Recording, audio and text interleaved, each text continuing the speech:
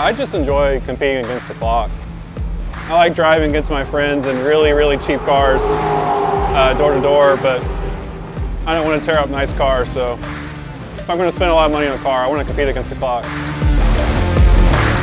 I mean, time attack kind of always appealed to me because there's a few different classes where, you know, your build's really limited or your build is kind of whatever you could imagine. So I wanted to build the car that I've always wanted and not have to build it to a certain level to fit a specific rule set. And Time Attack was kind of the organization or like the type of racing that offered me that outlet to really build something with, you know, the limit that I wanted or, you know, potentially no limit, and then give me an avenue to like run it, you know, in a competitive format or, you know, just an opportunity to visit some of these tracks with organizations that, you know, just want unique, fast cars. I've been in love with Time Attack as long as I can remember. I'm a huge motorsport fanatic, drag racing to Formula One. I love it all. Obviously, road racing and Time Attack are kind of my passion. And the thing that I love about Time Attack is that in modern day racing, everything is very constricted. There's rules for everything. It's so tight. In Time Attack, we get the freedom to basically do whatever we want within a certain rule set. I mean, my car is technically a street class car, which is one of the lowest classes, and I've basically been able to do whatever I want within reason, as long as it fits within the rules. So it gives us the freedom to really build the car how we want, have some fun, and build something that's unique. And then on top of that, it kind of just reminds me of the golden era of motorsport, the 70s, 80s, and 90s, where a couple of dudes in a garage could build something really great, versus nowadays where it's teams and teams of engineers. So it's something that I truly am passionate about, and I love Time Attack.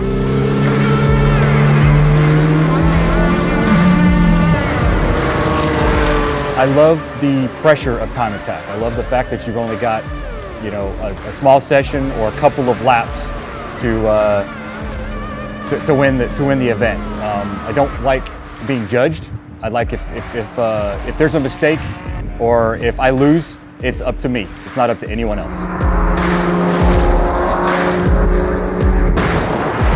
So we built the car for Pikes Peak, and this is basically the only other sanctioning body that we can compete in and, you know, still win stuff. And COTA is, you know, it's the best track in the country, essentially. It's a Formula One track. I've always wanted to drive here, so absolutely, and this is the best of the best, kind of the cream of the crop, if you will. And the community in Time Attack is, everybody's just so good. Everybody's so pleasant and nice and cooperative. You know, everybody just wants to go fast. We all have a similar passion. I've had the pleasure of going to quite a few circuits in my day, and when you come to Circuit of the Americas, it just, the second you drive up to it, it just feels special. You can tell that there's something different about it.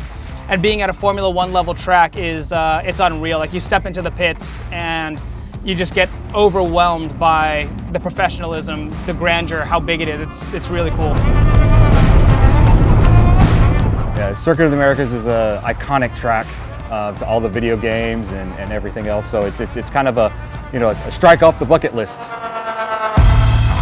For us doing Time Attack, a lot of our stuff is either smaller local tracks or, you know, there's some bigger tracks we get to go to, but nothing like this. Like, walking into this place, it's like you're standing in the middle of a soccer stadium and then you realize you're, I don't know, standing in the 10th of this circuit. You know, there's 2 more miles of like what's gonna happen around you. So it's just, the fact that it's so large, it's such a famous and, you know, prevalent track in motorsport, it just really kind of draws you in and you want to come. Like, I always make the joke that it's like when you come here and you stand in pit lane, like, you feel like you don't belong here. Like, you kind of like stepped into like someone's, like, you know, nice house that you shouldn't have walked into, and then, you know, you're like, well, I guess like if I stand here, no one will notice and I can still hang out. So it's very cool that we get to come to a place like this.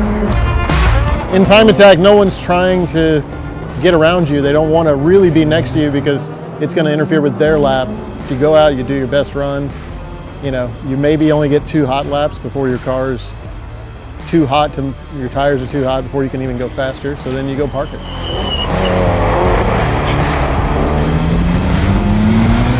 So the facility is really good, but you know, the runoff's really good.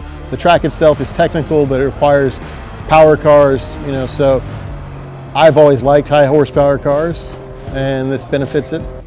So you get on a smaller track, and, you know, a Miata could be nearly as competitive as you are depending on the layout. Here, you're going to benefit from that power, and you get to experience it on the back straight and the front straight pretty well. So COTA's a lot of fun. And for some reason, the weather's always nice, and I don't know, it just works out great.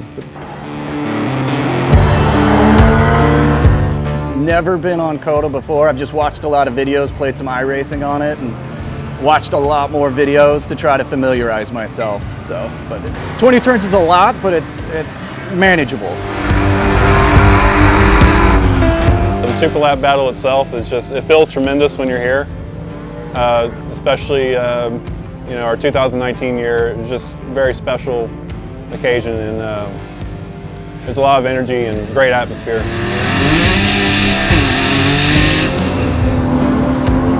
On a full flyer, it really feels like you're connected to the car. It's a little intense because of the power and the aerodynamics matched with, you know, a very sticky street tire. The cars have a pretty high performance envelope, and it really takes everything out of you to get a perfect lap out here. And the track is long, so it's a ton of concentration and very, very focused.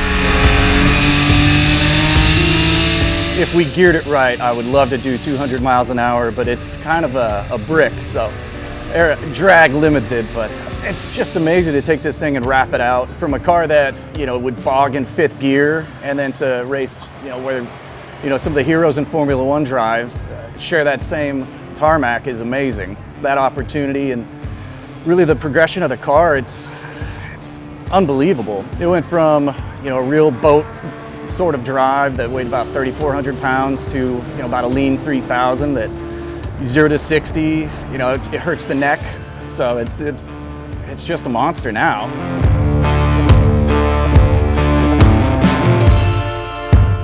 I don't know, it is nice to show up in a car you drove to the track and run limited. I mean, I know it's not a normal car, but I love the fact that I bought this car a week ago and I'm driving it, still got paper plates on it.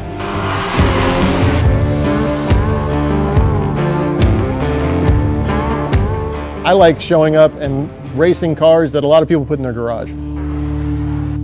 It's so much quicker than anything I've driven. The acceleration is incredible. The car feels like it weighs 1,000 pounds less than it actually does. It's amazing what they've done with this car.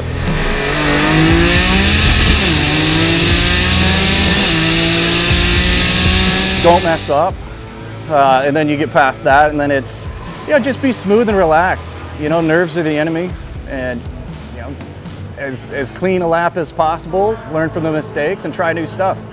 You know, find that perfect lap, because it's different for every car and every driver, you know, every style. Somebody likes a car looser or a little bit more tighty, and figuring out how this car cooperates with the track.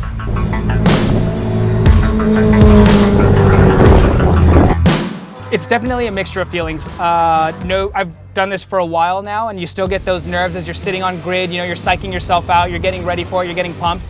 And then the second you click it into first and take off, all of that disappears, and it's just pure focus. And it becomes, you know, a combination of joy, elation, and then concentration.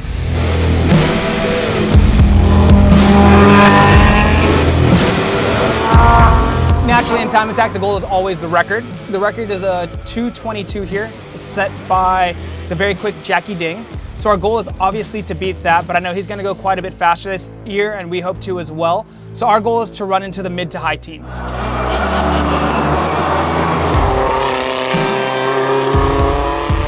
I know Cole from Pikes Peak, so anytime I can, you know, if I can be within a few seconds of him, it feels good.